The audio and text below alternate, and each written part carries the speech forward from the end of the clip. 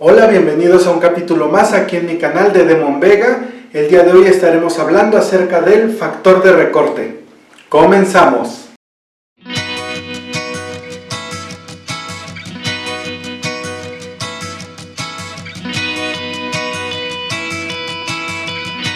Muy bien, pues justamente el día de hoy estaremos hablando del factor de recorte y para eso necesitamos ver algunos conceptos básicos antes, como por ejemplo los tamaños de los sensores de las cámaras, que es Full Frame, APS-C, 4/3.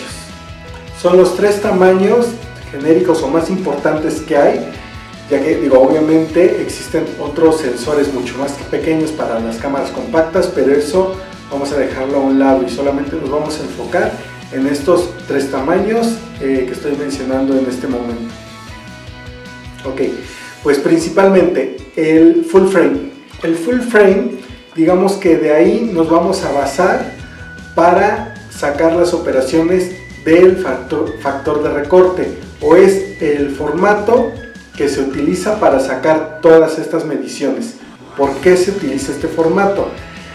Este formato principalmente está basado desde las cámaras análogas que teníamos con rollos de película de 35 milímetros.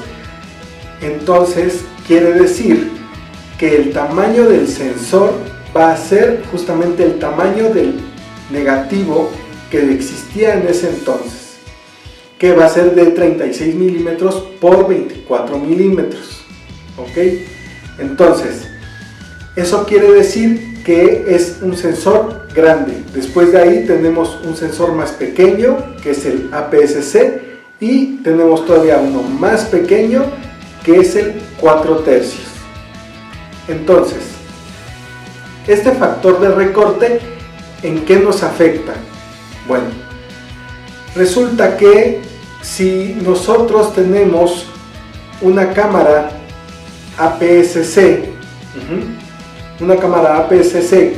montado con un lente de 35 milímetros, el factor de recorte lo que nos va a hacer es literalmente nos va a recortar el encuadre de la fotografía a un factor de 1.5. Eso quiere decir que en equivalencia, y lo pongo entre comillas, en equivalencia lo que vemos con un sensor APS-C de 35 milímetros, bueno, pongo 35 porque no existe un lente de 33 milímetros, pero bueno, lo que vemos con un lente de 33 milímetros va a ser el equivalente a lo que se ve en pantalla o a lo que ve el sensor en una cámara full frame con un lente de 50 milímetros. Entonces de ahí muchos dirán, lo que pasa es que si yo estoy disparando con una cámara de formato APS-C, que por ejemplo en Nikon tendría las siglas DX, mi lente de 33 milímetros, que no existe un lente de 33 milímetros, pero ahorita lo voy a dejar como ejemplo, mi lente de 33 milímetros equivale al 50 milímetros como si estuviera disparando en una full frame. Entonces, para moda y todo eso, voy a utilizar el lente de 35 milímetros, ¿ok? Porque es el que equivale el que equivale en mi APS-C a la full frame. Y eso no es correcto. Es cierto que en pantalla tú vas a visualizar lo que aparentemente sería un 50 milímetros, pero en el caso de moda no se utiliza el 50 milímetros nada más porque es por la cantidad de objeto o de escena que alcanzas a ver o que alcanzas a captar en el sensor. O sea, realmente se utiliza el 50 milímetros porque la deformación en cuestión, la deformación de la fotografía en cuestión de barril, por ejemplo, es menor a la que genera un lente de 35 milímetros. Entonces, ¿qué quiero decir? Lo que quiero decir es simplemente que un 35 milímetros o un 33 milímetros, si existiera, no va a ser un 50 milímetros y no va a sustituir un 50 milímetros que se utiliza en moda o en retrato. ¿Ok? ¿Por qué? Porque sigue siendo un 35 milímetros, solamente te recortaron la fotografía.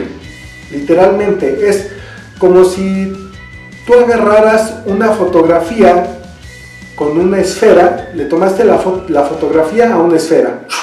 Ok, ya la tomaste.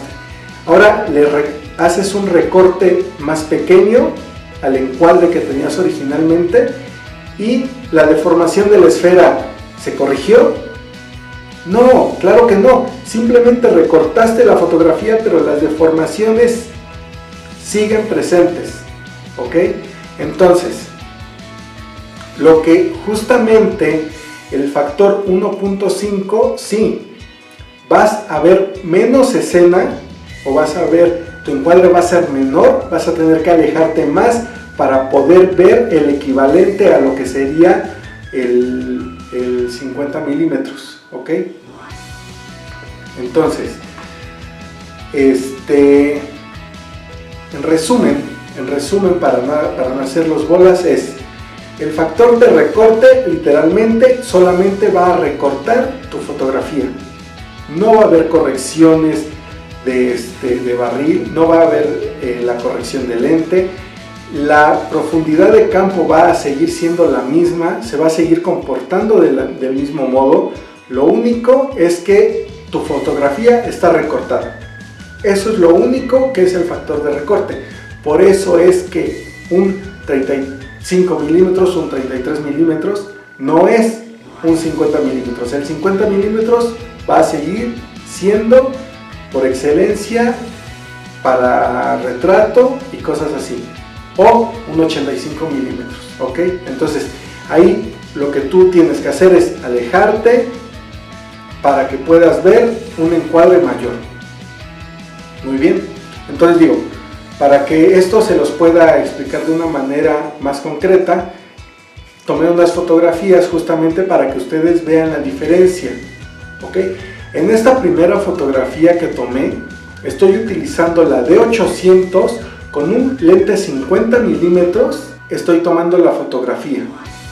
Ahora les voy a mostrar en esa misma posición, la misma fotografía, el mismo lente, pero ahora lo tomé con la 3200 de Nikon que tengo, ¿ok? Para que vean la diferencia. Muy bien, entonces aquí ustedes pueden ver las dos fotografías. Una que es justamente la 3200, por ser un formato APS-C, está abarcando mucho menos escena que la full frame, pero la distorsión sigue siendo igual. Posiblemente viéndolas separadas, ustedes dirán que se ve un poco corregida la perspectiva de la APS-C en comparación a la foto que tomé con el 50 milímetros con la full frame, la de 800. Pero en este momento lo que voy a hacer es voy a unir las dos imágenes para que ustedes puedan apreciar que las deformaciones son exactamente las mismas, simplemente la imagen quedó recortada.